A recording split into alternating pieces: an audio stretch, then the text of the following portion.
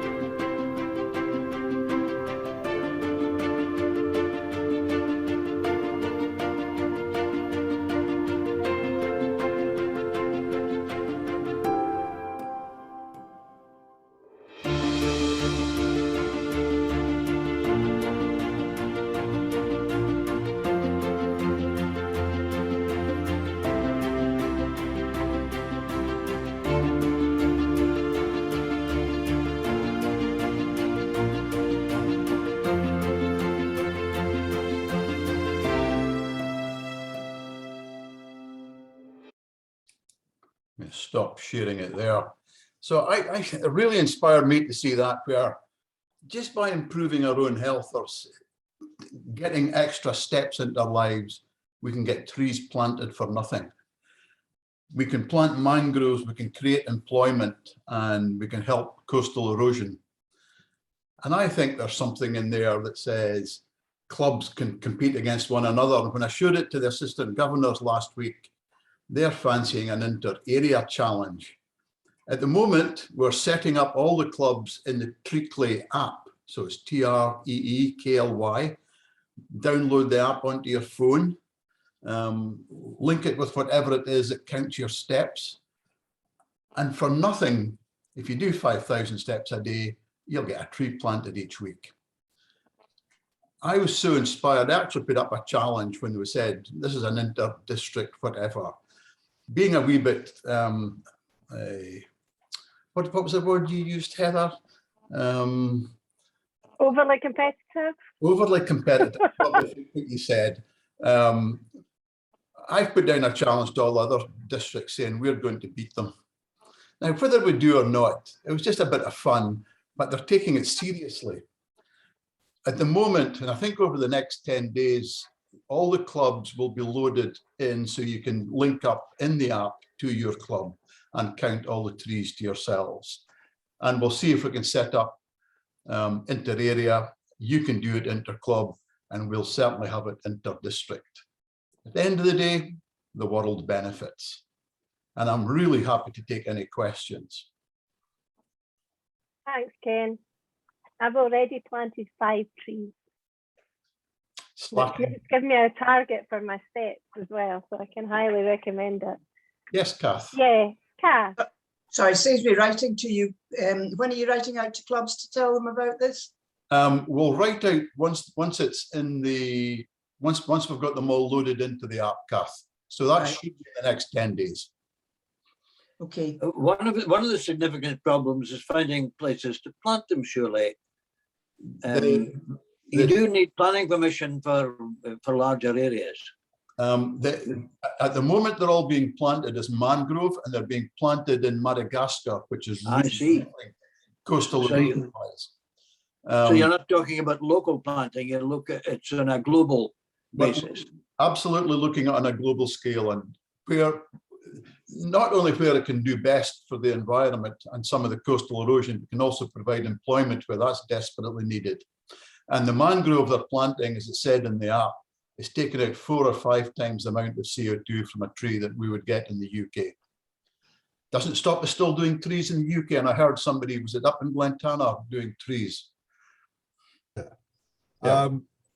I think it sounds fun and great, and a great thing to do. Some of us don't have mobile phones, apps, or anything to count steps other than the old-fashioned. How many was that? One foot in front of the other. But it sounds something that I think we should be getting involved in as a global challenge. Yes. Yep. And that would augment the work that I hope we're all doing locally to move forward with tree planting in our own areas. Yeah. Now, Alistair Great Turf, Ken. Yes. Could this be a bit confusing, because there is at the moment, and Turf is involved in planting trees for a Queen's canopy. This is a totally different thing altogether, is it? This is completely different from that. Yeah, we're going to talk about that tonight Yes. as well, so which maybe helps to kind of draw the distinction. Yeah. Okay. Yeah, maybe one of the things we should look at is, you know, when we're having Christmas trees, a real Christmas tree, maybe we should make sure we have it with its root and plant it. Yeah. So we have a permanent Christmas tree in our garden. Absolutely. Absolutely. Now, when Heather called me ultra competitive, just in case Forest don't win, I've actually given my phone to the postie, so he can get a few steps in as well every day. We're teamed up with the Irish as well, you know, so I think it could happen for us. I think Hugh was wanting to speak, Heather. Hugh. Thanks. Yes, thank you. I was just wondering if there was potential to involve local schools in this Absolutely. And There's no reason why not. If your club wants to engage a local school and bring that into it, absolutely do it.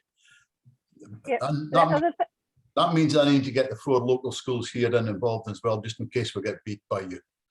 It's also, there is also a membership development opportunity as well, and a Rotary awareness raising opportunity, because you can gift trees to non-Rotarians to kind of get them started, and you can associate that with Rotary. This is all in the guidance that will come out to clubs in the next wee while, isn't it, Ken? Yes, indeed. How do you get Yeah. access to the film, Ken, that you've just shown us? I'll get a link put. I'll see if I can find it and put it in the chat. Aye, and also we'll put it in the district YouTube channel, and we'll include the link there, and That'll the be fine. information that comes out to clubs as well.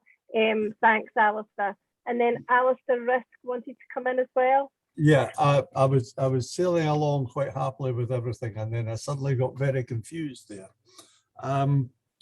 This is an international thing where we're majoring on planting mangroves on coastal areas and probably in some other third world countries.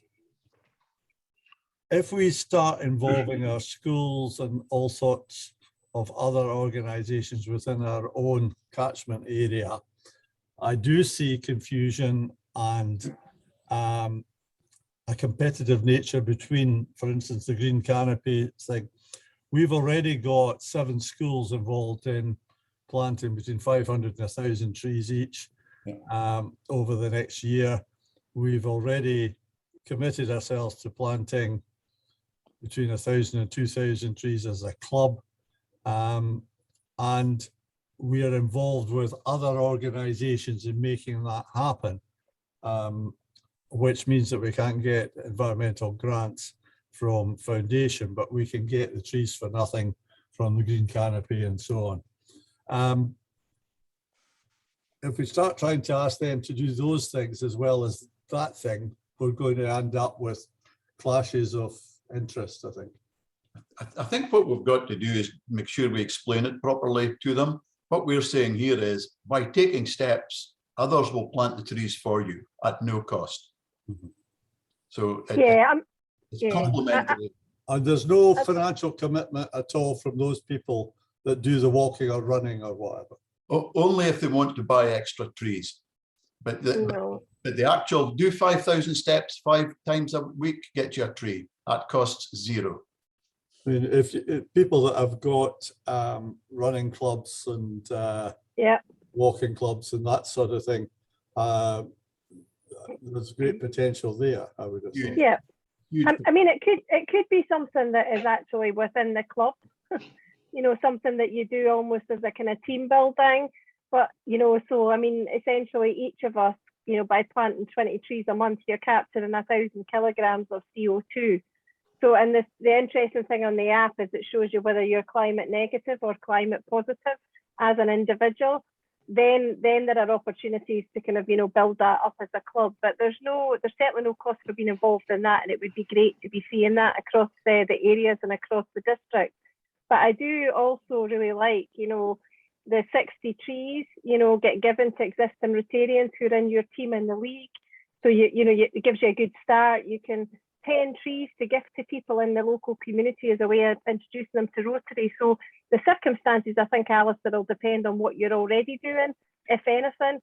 I think the more that we have on the menu of choices for clubs to do things that fit with whether they're a smaller club or a bigger club, or they do have stuff going on already or not, it's just really just to give options for clubs to get involved. Phil? If this costs nothing initially, who is actually paying for the trees? And are we just, are they really hoping that people will buy extra ones? I mean, will these trees that we're getting for free be planted anyway? I don't know if they'll be planted anyway. Possibly they are. But a bit of competition, a bit of health, a bit of everything else to go with it. I think it's just a great opportunity. I agree. I think it does sound interesting. I was just curious as to how it goes from free to purchasing things. It's, So I think it's like all things where there are apps, there's an opportunity to purchase if people want to. If people feel guilty for not doing their 5,000 steps a day, maybe, yeah, maybe, there's two, sorry, Heather. yeah. No, I was just going to say there's two things there. One is, as an individual, you know, you can purchase.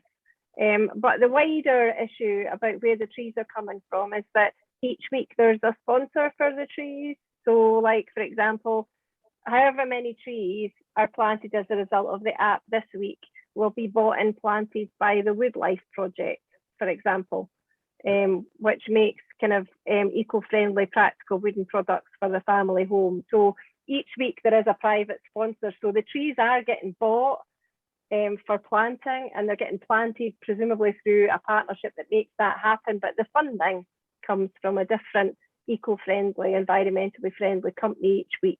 And there's no charge for the individual or the club, as Ken says, except the really, really competitive ones like Ken, obviously. Heather, And it's, can I mention, it just concerns me, is there some organization of the planting of these trees? I mean, are we planting them in parks or where? Otherwise, it's going to be, you know, we can't have trees planted anywhere. no, I mean, I think we need to separate this out from our normal sort of view of tree planting, don't we, Ken? Yes. We are not doing this directly. Local community organisations are not doing this directly. This is a global initiative planting mangrove trees in other parts of the world where mangrove trees are needed planted and replaced. Right. They are only planted where they are needed. And this is a whole RI initiative. It's not an RIBI initiative. Yeah, it's a Rotary Great Britain and Ireland one, Ken, is it? It is at the moment. It was brought in with one of our fellow DGEs, Ian Elliott, brought it to us. So at the moment, it's Britain. There's no reason why it can't go global. No, absolutely. But the planting of the trees is organised on a global scale and funded across sponsors from across the world. David Fryer. Found a button. Thanks. I believe that point's now been made clear. It's better if we think of this as a kind of international project rather than an environmental project. Yeah. And I make that emphasis because I think there's a great interest and a desire to want to plant trees locally and make a local impact, which also then leads me on to my next point is got to be very good at knowing what trees go where. So for example, where I am, I know where some of you are, we're in a coastal setting. Therefore, it's a very corrosive environment and some trees just don't survive.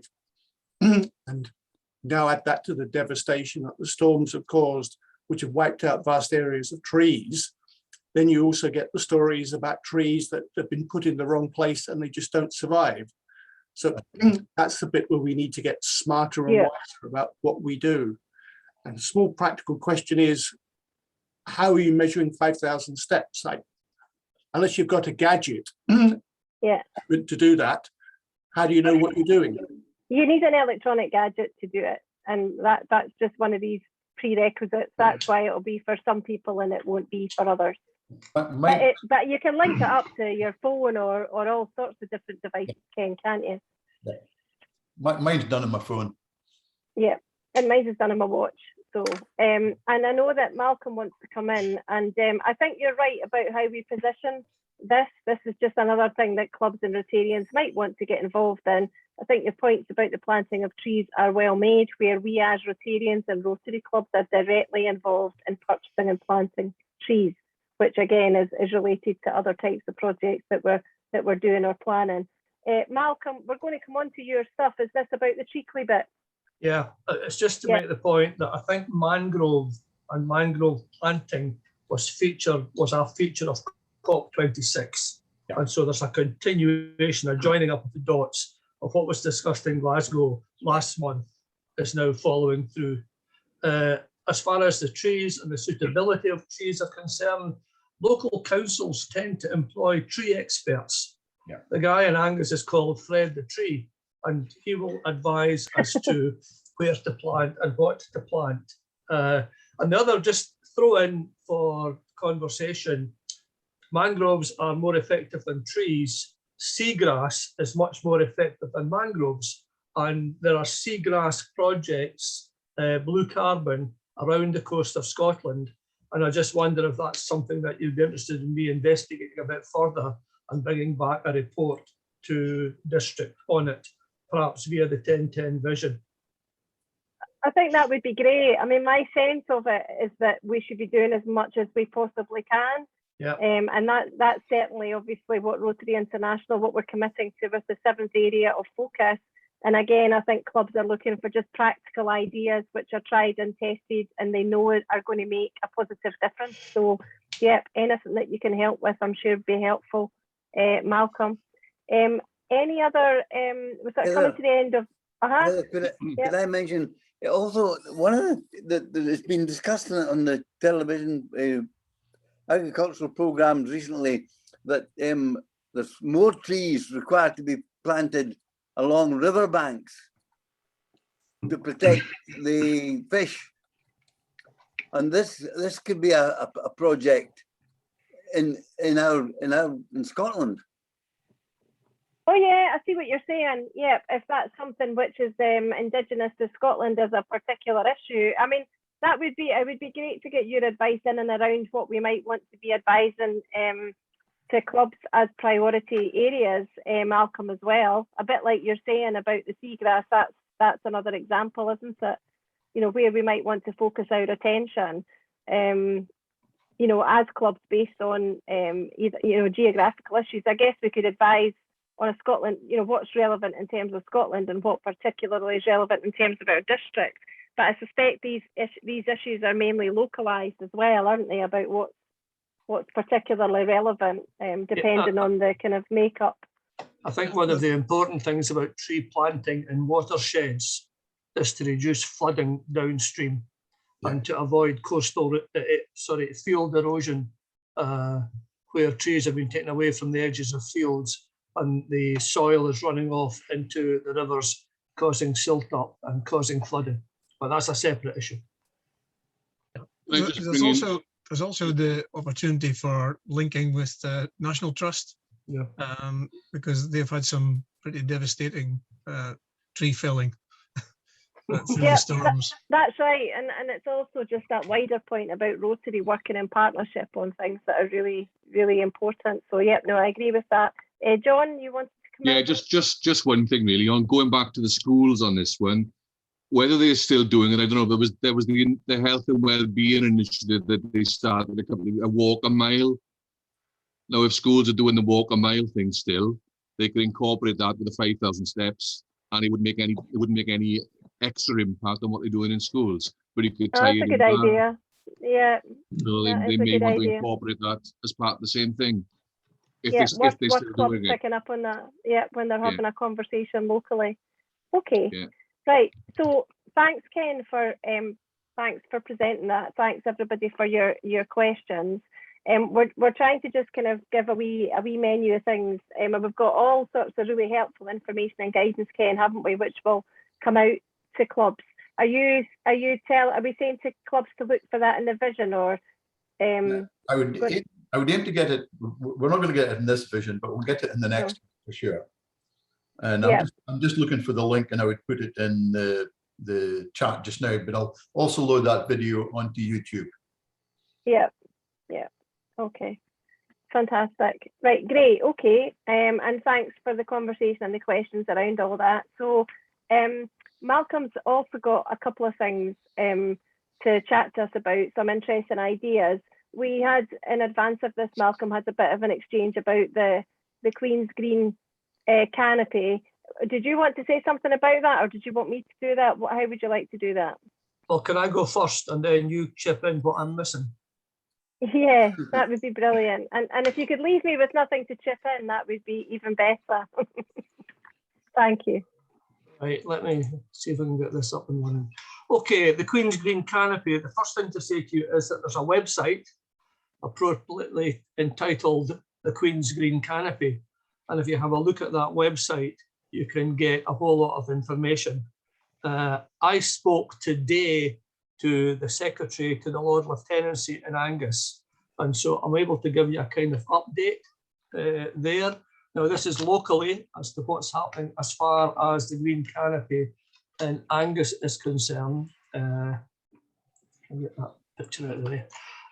It's council directed. There's been a local arrangement to supply trees via the offshore Seagreen wind turbine project in consultation with Angus Council and Lord Lieutenancy. It's possible to apply for trees via the likes of the Woodland Trust or OVO Electricity or through the Green Canopy website. But, and this is the rub, Angus Council have decided they want mature air trees as opposed to whips. So the cost of each tree being planted will multiply considerably. The Green Canopy has a website showing tree planting maps, and the Lord Lieutenancy will not provide trees. They have no money, but they will provide a plaque. So that'll presumably absorb a lot of CO2. But that's just a kind of overview of what's happening here. It seems to me that this really, at the end of the day, as far as Rotary is concerned, is a project directed by your local council and their views on what's going to be happening. And also to pick up on David's point about the suitability of particular trees in particular areas. The other thing that the girl I spoke to today said was that they're allowing hedges to become part of the Green Canopy as well. So if you have an area where you would like to see a hedge planted, then that too could be part of the Green Canopy project. So that's basically all I've got to say about the Green Canopy. Check the website, work with your local council, apply for trees, but in some cases, the council want maturer trees. I have 300 trees coming on the 1st of March from OVO. I applied to OVO Electricity via the Conservation Trust volunteers. Not that I'm a member, I just pinched their website details. So they're coming, but they're coming as whips. And so they'll have to be planted, they'll have to be protected, and they'll have to be staked. And then they'll have to be maintained over a period of time. So, you know, this is a tree is not just for Christmas. A tree is for a long-term project. So I'll stop sharing that at the moment. Heather, if you want to come back in and say what I've missed. I wouldn't have thought you'd missed anything at all. I mean, I know the Woodland Trust had something like 3 million trees, didn't they? Yeah. For planting for the Green Canopy. I don't know where they are on that sort of supply, because it was They've got first come, first served. Trees for delivery on the 1st of March. You can apply to the Woodland Trust for trees for delivery for the 1st of March. Now, an important thing to say about the Woodland Trust is that at the moment, when they send out their tree protectors for their whips, basically they're just polished plastic spirals and a garden cane. I mean, I live at 600 feet.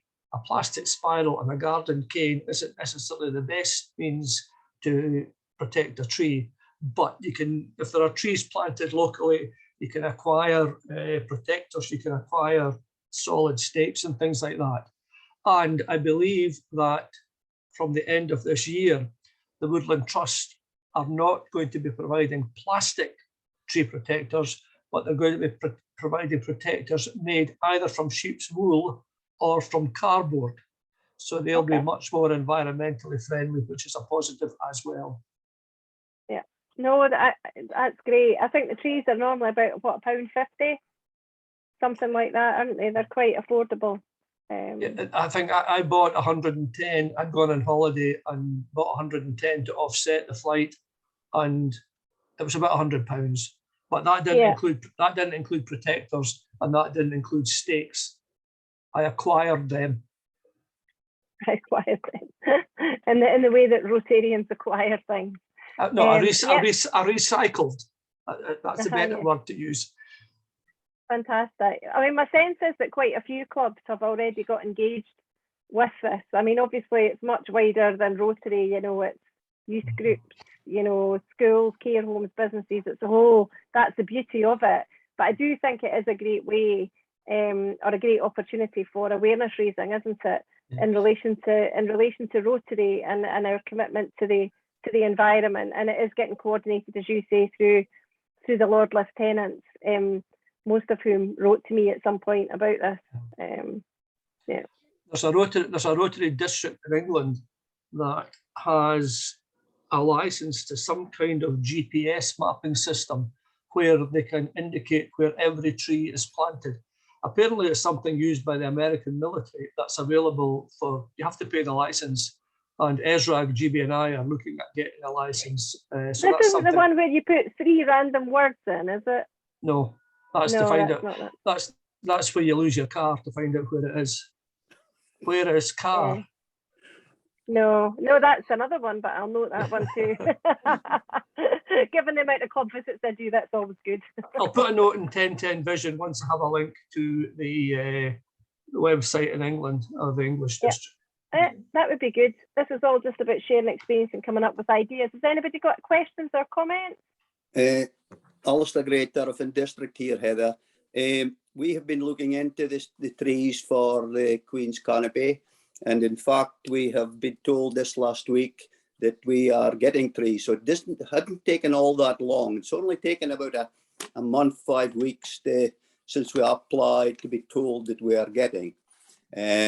We're getting, I think, 200 and something, which we have earmarked a site, and then we have 40 trees, rowans and other berry trees, which we will be planting in small areas throughout the town. And that is for March. Great, thanks for the update. Really appreciate that. It's good to see all of this kind of getting going. And if it's not something that your club's chatting about at this moment in time, then inquiries to Malcolm. Malcolm, you did a really good note previously in the vision, which is really comprehensive, that we put in between us, and I've popped some of the details, including the queensgreencanopy.org website, into the chat for anybody who's not got up to speed. And I think pretty much everything is on the website, really, Malcolm, isn't it? Yeah, I think so. Yeah. To find out more. Pretty comprehensive. If in doubt, phone the Lord Lieutenancy. Yeah. You know, phone their secretary. Yeah. Can I talk Quite about something right. else? You can. I'm just making sure that we're not got anybody who wants to come in on the Queen's Green Canopy. No, it looks like this is a pretty well-informed group on the Queen's Green Canopy to me. So onwards and upwards then.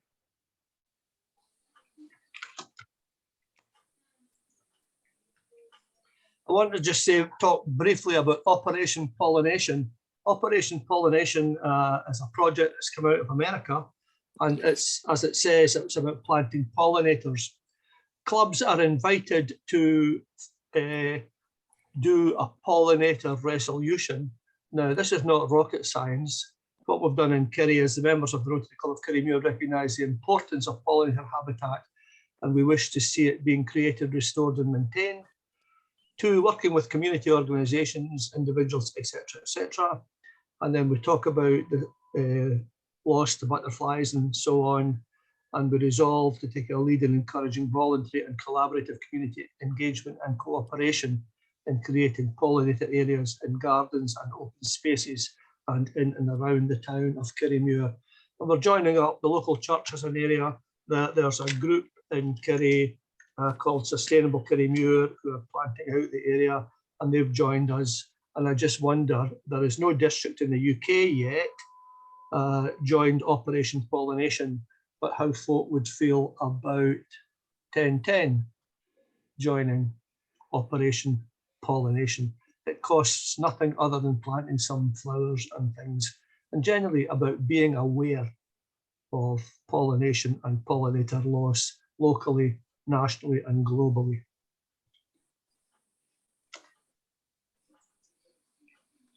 Well, sounds really interesting. What do folks think? I'm biased because I'm in Kirriemuir and I think it's a good idea. Thanks, Philip. Philip votes yes.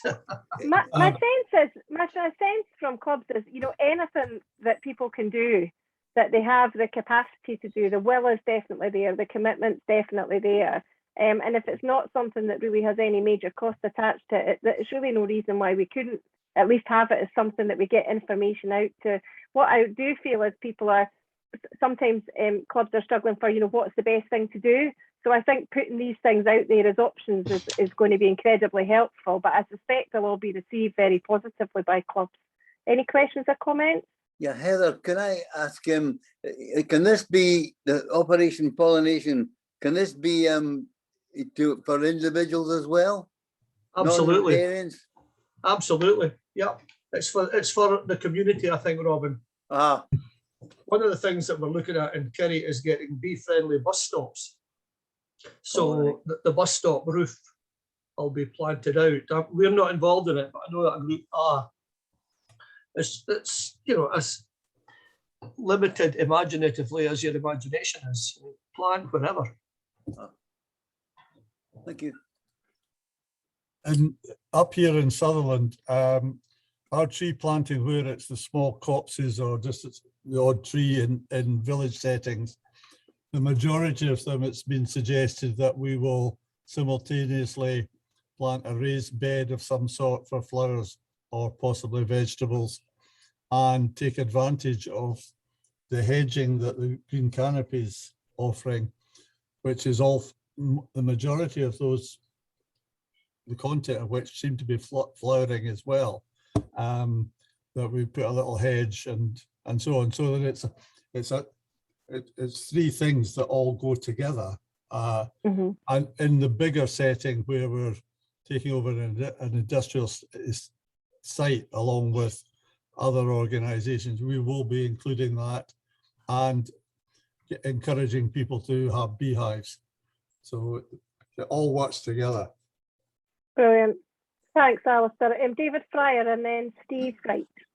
Yes, thank you. Malcolm, I know we picked this up somewhere, but how much does your idea need a Rotary lead as opposed to perhaps somebody else has got the lead and Rotary locally supports? So it's both and, David. What's your thoughts and advice on that here? It's both and. If there's somebody locally who's doing it, then the club, from a community focus point of view, could say, right, can we help publicise this, for example? Or could we get a speaker to talk about it? Or could we actually get involved in doing some related planting?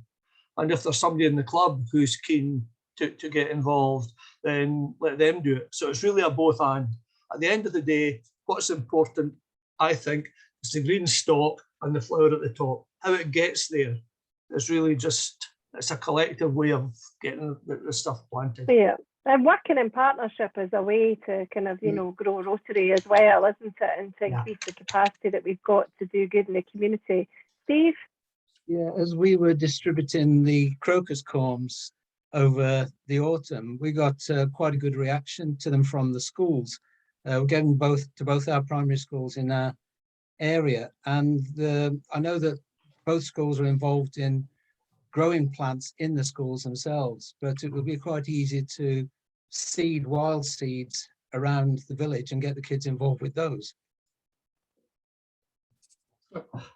There was actually something coming from, I think it was Homebase. They were doing very discounted wild seeds for planting, but for some reason or other, the supplies dried up quite early, so we didn't manage to get any of them. There was an idea came out of our GB&I to plant 1 billion seeds, but I think it was somebody had the idea and ran with it and didn't realise there was a complete environmental structure within our GB&I and Great Britain, both through the district environment officers and also through ESRAD. But I mean, they are promoting that as well. I think it's one of those, as Heather says, it's a collective, and you can approach it from as many different angles as possible. The important thing is to try and do something about it. Yeah, thank you. Thanks, Steve. Hugh. Many thanks, Heather. An observation, actually, more than anything else. We come under Stirling Council. Bridgeville and Dunblane comes under Stirling Council. And I've been noticing for the last year or so that our bus stops, our bus shelters are being planted. And I had no idea why, but I've learned that tonight. So it does happen. They are doing it, and it's not Rotary, it's a local authority. But anyone who thinks it's a daft idea, I don't think it is, because it does seem to work. And it's many years ago, the Rotary Club of Kirriemuir put in wildflower planters into the 2 local primary schools in the town, and they've just kind of chuntered on now.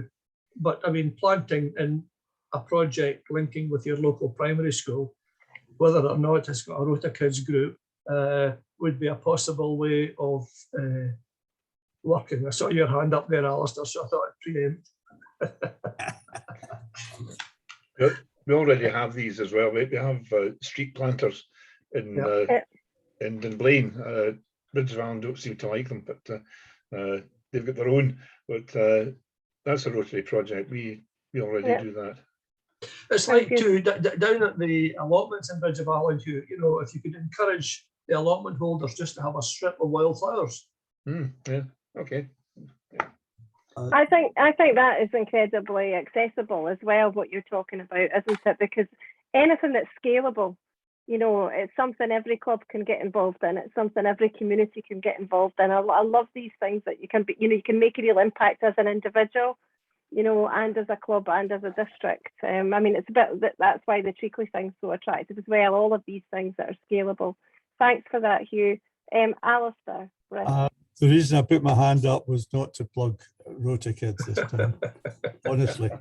But on the pollination side of things and involving schools and children, one of the things that we've done is we've helped 2 of our local schools to co-funding the purchase of polytunnels for them.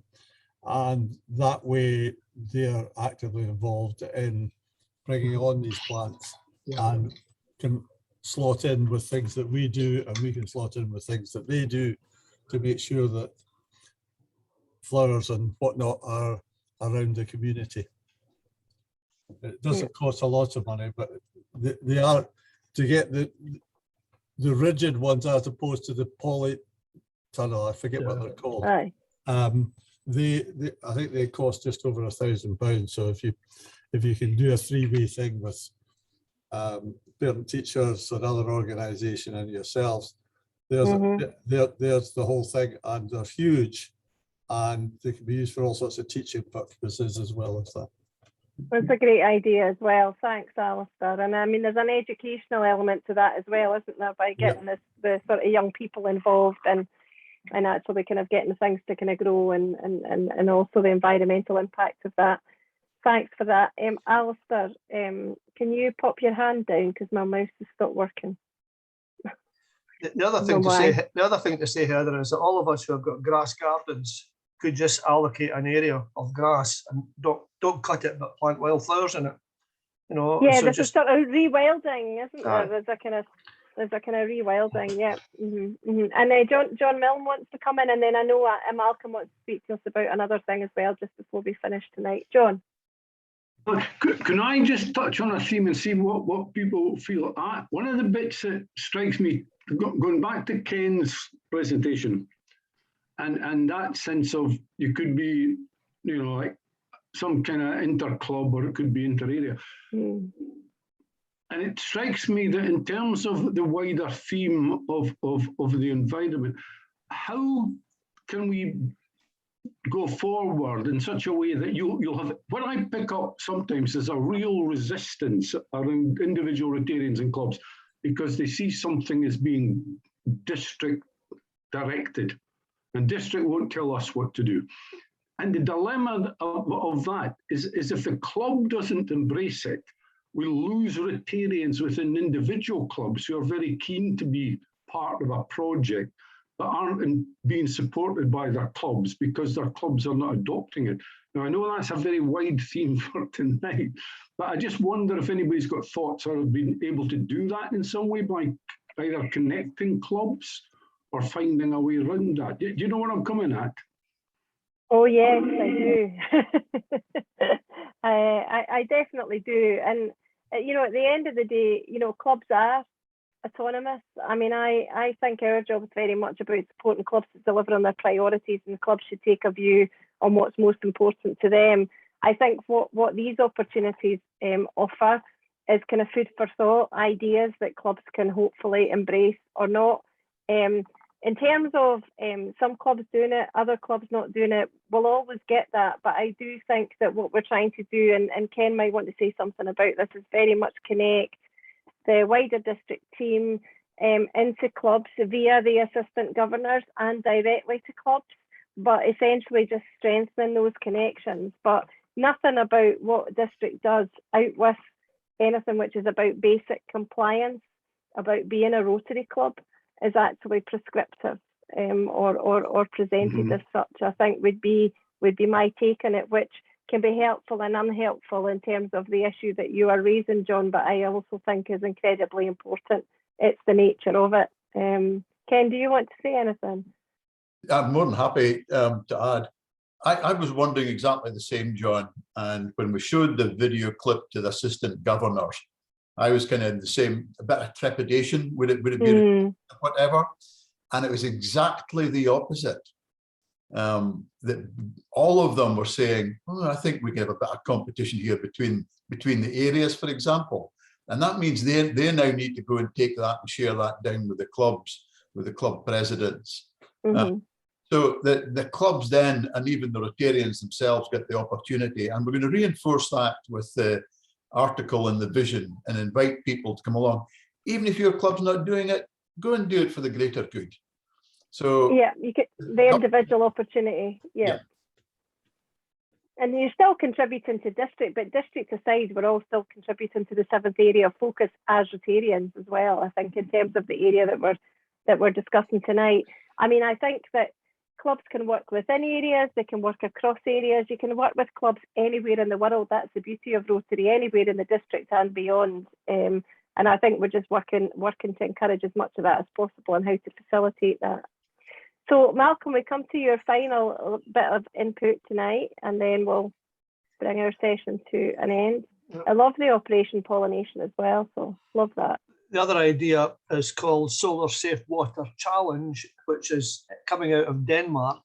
And my paraphrase of this is basically it's a jerry can with a solar panel on it. And it will provide safe water for a family for 7 years. And that cuts down the family's carbon emissions, etc., etc. And I think it's a really good international project that clubs could pick up on, and it doesn't cost the earth. Each unit costs $145 US, which I bought one today for the Rotary Club of Kerry, and it was £109.97. So that's just another idea, Solar Safe Water Challenge, to provide safe water, and it's in Kenya at the moment. I'm conscious, I just wonder if everyone on the call is registered on the DMS as your club environment contact, and if you're not, and if you are, could you please stick your name onto the DMS for communication purposes? I get around. I mean, or if it's not the person that's on the call, maybe encourage whoever's leading on environment in the club. Yeah, I mean, it's people's personal. People can put these things on DMS or not. I think your point, Malcolm, my sense is that if not, it's more difficult than otherwise it could be in terms of getting this kind of fantastic information out to people to discuss in their clubs. At the same time as clubs are saying, I wonder what we could do. Yeah. And it saves me getting around from Kath sending a group email to every secretary in 1010. Not that it worries me. I'm just saying that because she's not in the call. I hope she's not watching the recording either. I mean, we need to be more streamlined about our communications. You know, sometimes we can find ourselves in a lose-lose. We want to get all of this fantastic type of information out there, but there's lots of things, lots of bits of information that are also useful for clubs. And so sometimes the feedback from clubs is there's just a bit of overloading. and sometimes the feedback is we're not getting enough information, and that's not unique to Rotary. I mean, that's just life, isn't it? And it's certainly life in any big organisation. But yeah, we're trying to kind of streamline that through the vision and batching up communication, which goes out directly. But you're right, Malcolm, it's all a lot easier if we know who's responsible for what. Any last questions or comments? That's been incredibly useful. Thank you, Malcolm, and also thank you, Ken, for the earlier contribution. Huge amount of opportunities in this area, and it's so important as well, isn't it? Steve, my president-elect, he's actually sourced a corner at the entrance to Blackburn. Can you come in, Steve, and give Heather a lowdown on that when the Rotary Field and obviously how to build on it? Yeah, I contacted the local council, Aberdeenshire Council, about a grassed area by the roundabout at the Aberdeen end of the bypass, and it was just at the entrance to Blackburn to see if we could create a flower bed like what I have seen at other towns where it's been done by the Rotary. And after a little bit of investigation, I found out that it was, we did get permission to do something. It was a bit late in the year to start it with the weather coming on, but the plan is to create a flower bed. And the initial idea was to put in the crocus columns, but again, like I say, the weather beat us for that. So yeah, that's due to start next spring. But the big thing with that is getting it maintained. So that's something that I'll have to do a little bit of, let's say, arm bending on. An ongoing focus for the club. Well, an ongoing service opportunity. Well, you know our numbers. We're not going to be able to do it on our own. I know. Partnership again. There's a recurring theme. Yeah. Okay, I'm keen to bring this to a close and keep time. But Ken, you want to come in? Just a final bit there to support Blackburn. Have a look at what Inverness Rotary did with a flower bed. Oh. I'm not expecting. Fantastic. If you do the same with Blackburn, brilliant. Yes, there were tens of thousands, wasn't it? Tens of thousands of flowers. It was amazing to celebrate their centenary. I did actually see that, Ken, because that was one of the ones that inspired me, but I thought we'll never match that. Well, I mean, essentially that ultimately, I think, got led on by the council, but was initiated by Rotary. And again, it's just working with those who've got greater capacity than us, but we're working together. We can scale things up, which is probably quite a good point to end on, which is the summary really of our discussion, isn't it? That there's lots of things that we could be doing at all different types of scale. And thanks, Barry, for suggesting that, and thanks, Steve, for giving us an update on that, because that is exactly the kind of thing that we'll be looking to do. And I'll look forward to hearing a bit more about whose arms you've been bending in an appropriate Rotarian way, of course. Just in terms of ideas, just to highlight what Philip put on the chat about the ESRAG GBNI website. We have a post a day running through December about Rotary ideas, environmental ideas, and I would urge folk to have a look at that. Thanks. And can we pop that into the next environment focused input to the vision as well, please? That would be amazing. As with a summary of what's been talked about here with the link to the recording and the various other slides and things, that would be great. Fantastic.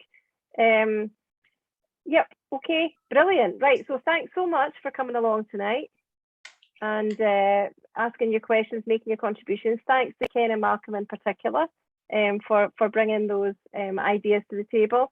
And stay safe.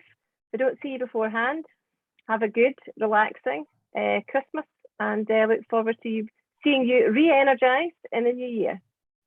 Bye now. Bye. Thanks, Take care. Thanks, everyone. Bye. Bye. Ken, it probably needs to be tomorrow. There's a couple of reasons. One is my mouse has stopped working, so I can't turn the recording off. And make me mute. Oh, you can't make me. I can't do anything. Will I ring you in the morning? That's fine. Right. Okay. Thanks, guys. Night. Yeah.